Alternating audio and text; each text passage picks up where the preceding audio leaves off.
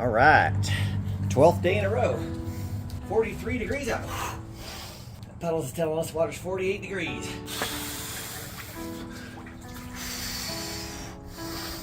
Google the Great Friday the 13th storm of 1981 on the West Coast. So I lived in Eugene in 1981. I was in 6th grade. Just started my 6th grade year, November 13th, 1981. I remember it very well. So I had a paper out in 4th, 5th, and 6th grade. The papers had to be delivered by 5 o'clock in the afternoon during the week and by 7 a.m. on Saturday and Sunday. So think about that. Think if you have a kid who's in 4th, 5th, or 6th grade. So this particular day, my friends and I had watched a new movie that came out called Friday the 13th. I loved horror movies back then. But we watched Friday the 13th at their house. This is Cam and Jason, if you guys are watching. You probably remember this. You owe me. So I went to Cam and Jason's house. We watched Friday the 13th. His parents are gone. Their parents were gone. So it was just the three of us. It was a really windy night. It was the greatest windstorm on the West Coast since the Columbus Day storm in 1962. And we had winds in Eugene of 75 miles an hour. Well, I had to get up at 5 o'clock in the morning on Saturday after we watched Friday the 13th to deliver the papers. And Cam and Jason promised me they would go. And they said, oh yeah, we'll go. I think I forgot to start my timer this morning.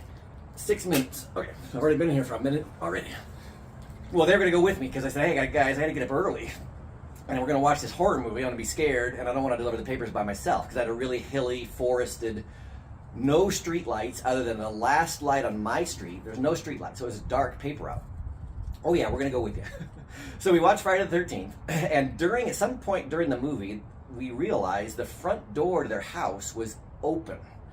Now imagine 3 6th graders watching a horror movie, and I think one of us had to go to the bathroom or something. We went around the corner, and the front door that had a split entry home was wide open. Of course, we are freaking out. There's somebody in the house. And I'm like, oh my gosh. So I remember Cam, I think, got a ski pole. Jason had a metal bar. I think their dad had just redone their mailbox, and we had a metal post lying around. So we're walking through the house with a ski pole and a metal bar in each hand, looking for who this intruder was. We got the door closed. We never found the person. But we realized that probably the wind blew the door open. It might not have been latched all the way because it was really windy. I mean, 40-mile-an-hour winds constant with gusts in the 70s. It was crazy.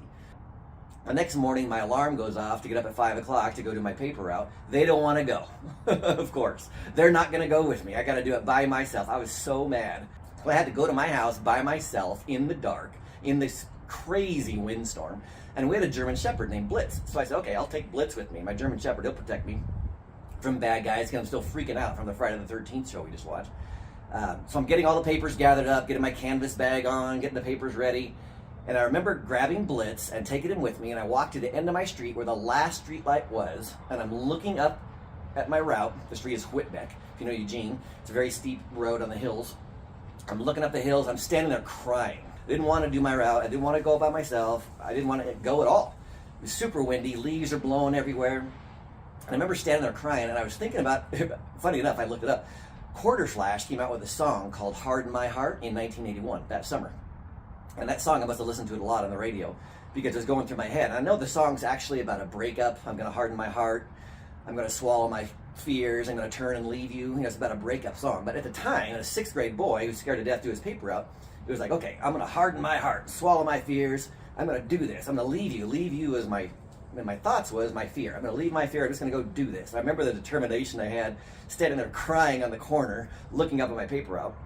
Well, I took Blitz with me, my German Shepherd, which was not a help because every time a leaf or a branch or something blew across the road, which was constant this windstorm, he's looking at it, right? He's going aggressive, like, what? What is it? And I've got a flashlight in one hand, the leaf to Blitz in the other hand, and most of my houses were not right on the road. They were up driveways, up steep, really wooded driveways to get to the house.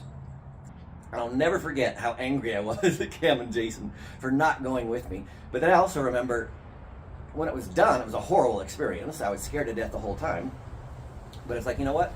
I look back on my paper route days, and it really shaped a lot of who I am. I mean, think about kids today. Think about your kids or anybody having a responsibility to do something like that every single day.